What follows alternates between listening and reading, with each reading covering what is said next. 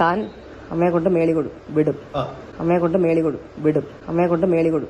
Hi guys, നമസ്കാരം. എൻ്റെ പുതിയ വീഡിയോയിലോട്ട് നിങ്ങൾക്ക് എല്ലാവർക്കും സ്വാഗതം. അപ്പം കഴിഞ്ഞ 2-3 ദിവസങ്ങളായി ഞാൻ രാവിലെകളിൽ അപ്ലോഡ് ചെയ്യുന്ന വീഡിയോയിൽ ഏറ്റവും കൂടുതലുള്ള ഒരു കോണ്ടന്റ് ഏതാ ചോദിച്ചാൽ ദിയ അഹാനയാണ്. പണ്ടൊക്കെ 1, 2, 3 വീഡിയോസ് ഇട്ട ആളാണ്. പിന്നെ കുറേ തിരക്കുകൾ, വീഡിയോ ചെയ്യാനുള്ളൊരു താല്പര്യക്കുറവ്, മടിയൊക്കെ വന്നതോടുകൂടി വീഡിയോ കുറച്ച് ഇനാക്റ്റീവ് ആയിപ്പോയി. പക്ഷേ വീണ്ടും ആക്റ്റീവാക്കി ബാക്ക് ടു ദ ട്രാക്കിലോട്ട് എത്തിക്കാനുള്ള ഒരു ഫുൾ എഫോർട്ട് ഞാൻ എൻ്റെ സൈഡിൽ നിന്ന് എടുക്കുന്നുണ്ട്. അതിൻ്റെ ഭാഗമായിട്ട് ഇനി എല്ലാ ദിവസവും ഒരു 2 കണ്ടന്റെങ്കിലും എൻ്റെ ചാനൽ അപ്ലോഡ് ചെയ്യണമെന്നാണ് എൻ്റെ പ്ലാൻ. ഹോപ്പ്ഫുള്ളി നടക്കുമെന്നാണ് എൻ്റെ വിശ്വാസം. അപ്പം ഞാൻ കഴിഞ്ഞ 2 ദിവസങ്ങളായി രാവിലെ ഇടുന്ന കണ്ടന്റ് ഒന്നെങ്കിൽ ദിയ അല്ലെ അഹാന. അപ്പം ഞാൻ കരുതി ഇന്നിനിപ്പം ഈ ഒരു കോണ്ടന്റ് വേണ്ട എന്ന് കരുതി നിൽക്കുന്ന സമയത്താണ് അൺഎക്സ്പെക്റ്റഡ് ആയിട്ടാണ് ഞാൻ കാണുന്നത് എന്ത് ദിയ കൃഷ്ണയുടെ സ്റ്റോറി. ആ സ്റ്റോറി കണ്ട സമയത്ത് എനിക്ക് പിന്നെ 4 പറഞ്ഞില്ലെങ്കിൽ റെഡി ആവില്ല എന്ന് തോന്നി. അപ്പം അതുകൊണ്ടാണ് വീണ്ടും റിപ്പീറ്റായി രാവിലെ ടൈമിൽ ഈ കോണ്ടന്റ് വരുന്നത്. ഇനി ഞാനിതൊന്ന് മാറ്റിപ്പിടിക്കാൻ ശ്രമിക്കാം എന്ന് രാവിലെ എൻ്റെ വീഡിയോ കാണുന്ന വ്യൂവേഴ്സിനോട് പറയാണ്. അപ്പോൾ നമുക്ക് ആദ്യം വേഗം ഈ കോണ്ടന്റിലോട്ട് പോകാം. അതിന് മുമ്പ് നിങ്ങളോട് ഒരൊറ്റ കാര്യം പറയാനുണ്ട്. Guys, welcome to Amiya unfiltered YouTube channel. എൻ്റെ ചാനൽ ഇഷ്ടപ്പെട്ടാൽ സബ്സ്ക്രൈബ് ചെയ്യാനും വീഡിയോ ഇഷ്ടപ്പെട്ടാൽ ലൈക്ക് ചെയ്യാനും അഭിപ്രായം കമൻറ്റിൽ കൂടെ രേഖപ്പെടുത്താനും നിങ്ങളാരും മറക്കരുത്. So let's get into that. ആദ്യം എന്തുകൊണ്ടാണ് ഞാൻ ഈ വീഡിയോ റിയാക്ട് ചെയ്യുന്നത് എന്നതിനുള്ള ഒരു reason. First of all, Hansika, Ishaani, Diya, Ahaana, Sindhu Krishna, ഇവരുടെ 5 പേരുടെയും യൂട്യൂബ് ചാനൽ സബ്സ്ക്രൈബ് ചെയ്ത ഒരു വ്യക്തിയാണ്. ഇവരുടെ 5 പേരുടെയും യൂട്യൂബ് ചാനലിൽ വീഡിയോസ് കാണുന്ന ഒരാളാണ്. ഇപ്പോൾ ഈ അഹാനേൻ്റെയും ഇഷാനേൻ്റെയും ഹൻസികയുടെയും വീഡിയോസ് ഒന്നും എണ്ണിപ്പെറുക്കി പറയാൻ പറ്റില്ല. കാരണം ഇവർ ഈ ആണ്ടിലും സംക്രാന്തിക്കൊക്കെ വീഡിയോ ഇടുന്ന ടീമാണ്. ആൻഡ് സിന്ധു കൃഷ്ണയാണെങ്കിൽ മിക്ക ദിവസങ്ങളിലും വീഡിയോ ഇടുന്നത് കൊണ്ടും ആ വീഡിയോയിൽ ഒരു 1/3 കഥയായതുകൊണ്ടും ആളുടെ വീഡിയോനെ കുറിച്ച് വലിയ. പക്ഷെ ദിയയുടെ കോണ്ടന്റുകൾ ഇടയ്ക്കിടയ്ക്ക് ഇങ്ങനെ വരുന്നത് കൊണ്ടും പിന്നെ വിവാദങ്ങളിൽ കൂടെ പോയ ഒരാളാണ് ദിയ. അത് ബോയ് ഫ്രണ്ട് വിവാദങ്ങൾ ഇതൊക്കെ ആയതുകൊണ്ട് തന്നെ ദിയേൻ്റെ ഒരു പണ്ടത്തെ ഒരു വിവാദമുള്ള ടൈം തൊട്ടിട്ടേ ദിയയുടെ ചാനൽ ഞാനിങ്ങനെ ഒബ്സർവ് ചെയ്യുന്നുണ്ടായിരുന്നു. അപ്പോൾ ആ ഒബ്സർവേഷൻ്റെ ഭാഗമായിട്ട് ഇപ്പോൾ ദിയ ഇടുന്ന പല കണ്ടന്റുകളെ കുറിച്ചിട്ടും പല ഒപ്പീനിയനെ കുറിച്ചിട്ടും ആസ് എ സബ്സ്ക്രൈബർ, ദിയ കൃഷ്ണയുടെ സബ്സ്ക്രൈബർ എന്ന പെർസ്പെക്റ്റീവിലും എനിക്ക് സംസാരിക്കാൻ പറ്റും. ഞാനിത് ഉദ്ദേശിച്ചത് എന്താണെന്ന് വെച്ചാൽ എൻ്റെ സംസാരം കുറച്ചും കൂടി ഒരു സബ്സ്ക്രൈബർ പെർസ്പെക്റ്റീവിലായിരിക്കും എന്നാണ് ഞാൻ ഉദ്ദേശിച്ചത്. സോ ഞാൻ സൈഡ് കൊടുക്കാം. അതൊരു ആസ്മി ക്വസ്റ്റ്യനിലൊരു ക്വസ്റ്റ്യനാണ്. What you want to say to the people who is negative about your mother's day vlog. അപ്പോൾ ഒരു ക്വസ്റ്റ്യൻ വന്നെയാണ് ദിയയുടെ മദേഴ്സ് ഡേ വ്ലോഗിൻ്റെ വീഡിയോ. നിങ്ങൾക്കറിയാലോ, ഇന്ന് സോഷ്യൽ മീഡിയയിൽ 2-3 ദിവസമായി കത്തിയത് ഈ റോട്ടിൽ കൂടെ പോകുന്നവർ അമ്മേനെ വിളിക്കാൻ പറ്റില്ല എന്ന് പറയുന്ന വീഡിയോ. അപ്പോൾ ഇതുമായി ബന്ധപ്പെട്ടിട്ട് കുറേ നെഗറ്റീവ് പറഞ്ഞ ആൾക്കാരോട് എന്താണ് താങ്കൾക്ക് പറയാനുള്ളത് എന്നാണ് ചോദ്യം. Some days I do charities. അതെ, ദിയ പറഞ്ഞത് ചില ദിവസങ്ങളിൽ ഞാൻ ചാരിറ്റി ചെയ്യും. എന്ത് ചാരിറ്റിയാണ് ചേച്ചി ചെയ്യുന്നത്? ഞാൻ കണ്ടിട്ടില്ല. ചേച്ചി ചാരിറ്റി ചെയ്യുന്നത് ചിലപ്പോൾ ചേച്ചീൻ്റെ വീട്ടിലെ ആൾക്കാർക്ക് വേണ്ടിയിട്ടായിരിക്കും. അല്ലാണ്ട് എനിക്കറിയില്ലേ. ഞാൻ പല റിയാക്ഷൻ വ്ളോഗേഴ്സിൻ്റെയും ഞാൻ കണ്ടിട്ടുണ്ട്. അവരുടെ തുണികൾ ബാക്കിയുള്ളവർക്ക് കൊടുക്കുന്നത്, അല്ലെങ്കിൽ അവർ പല സാധനങ്ങൾ വാങ്ങിക്കൊടുക്കുന്നത്, അവരുടെ ബർത്ത്ഡേ സെലിബ്രേറ്റ് ചെയ്യുന്നത് ഒക്കെ. എന്ന് വെച്ചാൽ ഇവരുടെ ബർത്ത്ഡേ സെലിബ്രേറ്റ് വലിയൊരു റിസോർട്ടിൽ പോയി ഫുൾ ഡെക്കറേഷനും കാര്യങ്ങളും സെറ്റ് ചെയ്ത് കേക്ക് കട്ട് ചെയ്യുന്നു, പോകുന്നു. ഇവരുടെ ഫ്രണ്ട്സ്, കസിൻസ്, റിലേറ്റീവ്സ് അങ്ങനെയേ ഞാൻ കണ്ടിട്ടുള്ളൂ. പക്ഷെ പല യൂട്യൂബേഴ്സും വ്ളോഗേഴ്സും ചാരിറ്റീസ് ചെയ്യുന്ന കണ്ടിട്ടുണ്ട്. അനാഥാലയത്തിൽ പോകുന്നു, പാവങ്ങൾക്ക് കൊടുക്കുന്നു, ഫുഡ് ആക്കി കൊടുക്കുന്നു, ഇങ്ങനെ പല സാധനങ്ങൾ. ഇങ്ങനത്തെ സാധനമൊന്നും കണ്ടില്ല. ആകെ ചാരിറ്റി കണ്ടത് എന്താ, ഇവരുടെ അഹാദിഷ്കിയോ അങ്ങനെ എന്താ പറഞ്ഞ സാധനം ഉണ്ടല്ലോ, അതിൻ്റെ ഭാഗത്ത് ഒരു വീടുണ്ടാക്കി കണ്ടു. അപ്പം some days I do charity. ആ ചാരിറ്റി എന്താണെന്ന് മനസ്സിലായില്ല. Like that for my fellow YouTubers.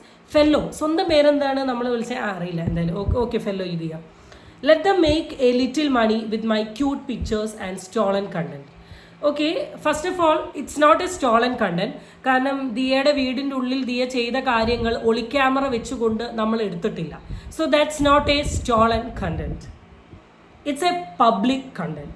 Social മീഡിയയിൽ പബ്ലിക് പ്രൊഫൈലിൽ വന്നിട്ടുള്ള പബ്ലിക് കണ്ടന്റ്. ഓക്കെ, പിന്നെ ക്യൂട്ട് പിക്ചേഴ്സ് അത്ര ക്യൂട്ടായിട്ടൊന്നും എനിക്ക് തോന്നുന്നില്ല. കാരണം ഇതിലും ക്യൂട്ടായ എത്ര ആൾക്കാരുണ്ട്. Ahaana look so cute, Hansi look so cute, Ishaani look so cute. What is more cute in that? Let them make little money Diya അല്ലെങ്കിൽ നമുക്ക് മണി യൂട്യൂബിൽ നിന്ന് കിട്ടും.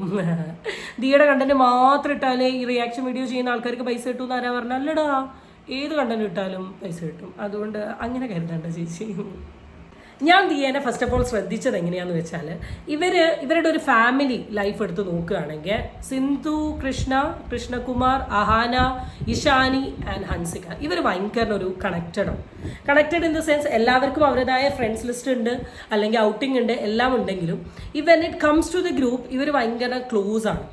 ഇവർ എല്ലാവരും ഒരുമിച്ച് നിൽക്കുമ്പോൾ ഭയങ്കര ഹാപ്പിയാണ്. ഇതിലൊരു ഔട്ട് ഓഫ് ഓർഡർ എന്ന നിലയിലാണ് ദിയേനെ കണ്ടിട്ടുള്ളത്.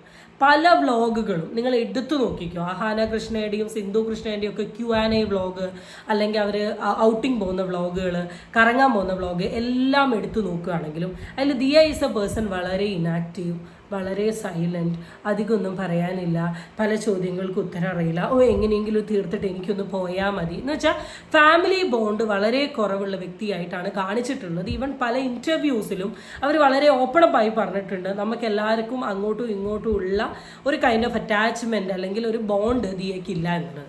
പക്ഷേ Diya when it comes to her friendship gang or boyfriend team, boy ഫ്രണ്ട്സിൻ്റെ ഒരു ടീമിലോട്ട് വരുമ്പോൾ ദിയ വളരെ ആക്റ്റീവാണ്, വളരെ ഹാപ്പിയാണ്, സൂപ്പർ എന്താണ് വൈബ്ലോസ്കി എന്ന് പറയുന്ന രീതിയിലുള്ള ഒരു സെറ്റപ്പ് സംഭവം.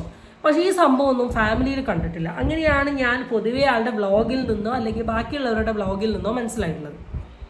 അങ്ങനെ ദിയയുടെ relationship, the end of relationship, then the interview എല്ലാം ഇങ്ങനെ ഡാൻസ് റീലൊക്കെ പോയിക്കൊണ്ട് നിൽക്കുന്ന സമയത്താണ് അശ്വിൻ എന്ന് പറയുന്ന ഒരു വ്യക്തി ലൈഫിലോട്ട് വരുന്നത്.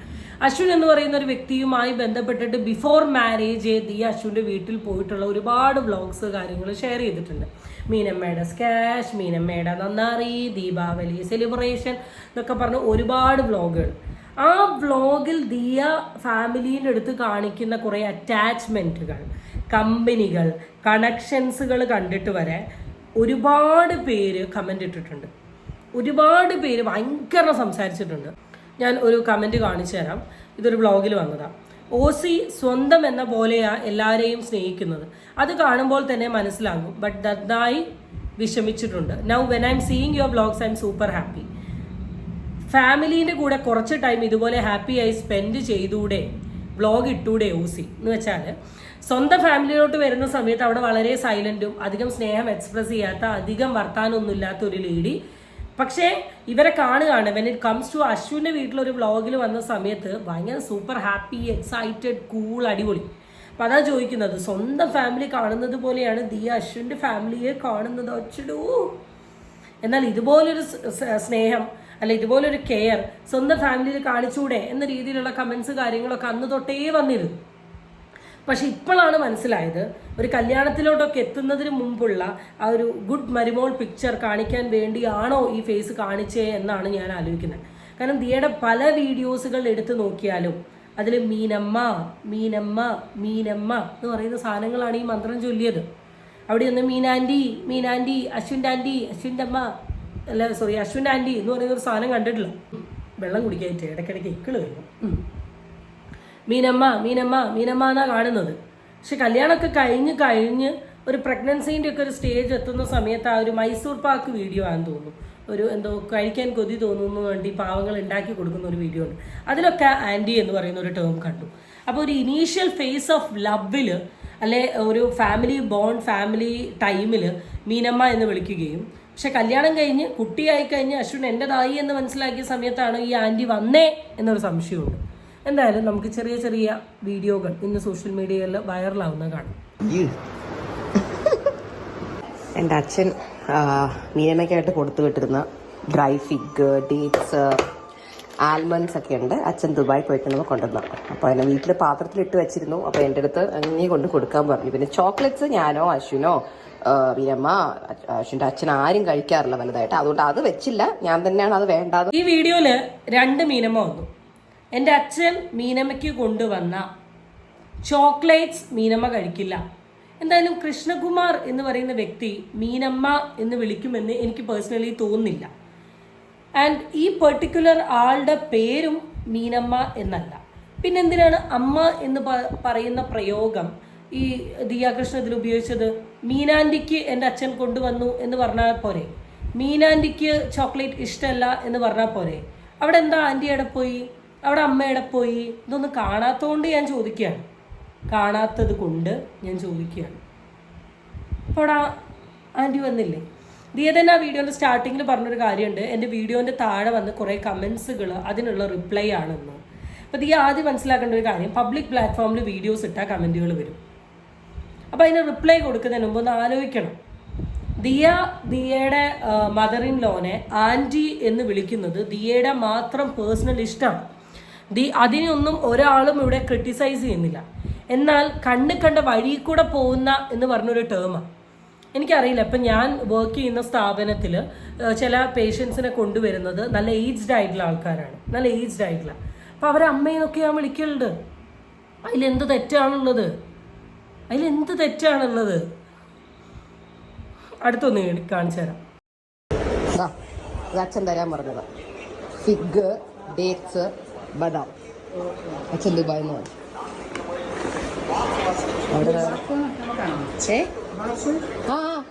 അതാ പാത്രത്തിൽ വെച്ച് തന്നെയാ തന്നെ. വേറെ മറ്റേ കവർന്നൊക്കെ പൊട്ടിച്ചു. അപ്പൊ ഇങ്ങനെ വെച്ചിരുന്നു.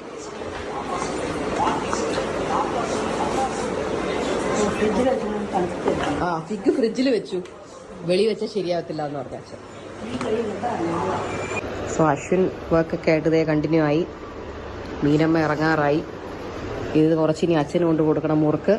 അടങ്ങിയിരിക്കുമ്പോഴേ എന്തെങ്കിലും ഒരു ഇടയ്ക്കാറ്. അപ്പം അതിൻ്റെ ഭാഗമായി ബാക്കിലൊരു നല്ല സ്മെല്ലുള്ള ക്യാൻഡിൽ കണ്ടു, കത്തിച്ചു. അപ്പം എന്താ പറയുക, ഇവരുടെ കണ്ടന്റ് ചെയ്യുന്ന സമയത്ത് നമ്മൾ മാക്സിമം ഇങ്ങനെ ക്ഷമ വെച്ച് ചെയ്യണം. കാരണം നമ്മുടെ വീഡിയോയിൽ എന്തെങ്കിലുമൊക്കെ പറഞ്ഞാൽ വേഗം സ്ട്രൈക്ക് കൊട്ടേഷൻ വരും. കാരണം യൂട്യൂബ് ഫെല്ലോസിന് പൈസ തന്നതല്ലേ. അപ്പോൾ ഈ വീഡിയോൻ്റെ അവസാനത്തിലും നിങ്ങൾ കേട്ടു മീനമ്മ, കേട്ടല്ലോ. ഇനി എൻ്റെ ചെവിയിൽ കുഴപ്പമാണോ? ഇനിയിപ്പോൾ വന്നിട്ട് പറയുമോ ആധാർ കാർഡിലെ പേര് മീനമ്മ എന്നാ? അങ്ങനെയാണെങ്കിൽ സ്വന്തം ഭർത്താവിൻ്റെ അമ്മേനെ മീനമ്മ എന്നാണോ വിളിക്കുന്നത് എന്ന് ചോദിക്കുന്നതിൽ എന്തെങ്കിലും തെറ്റുണ്ടോ?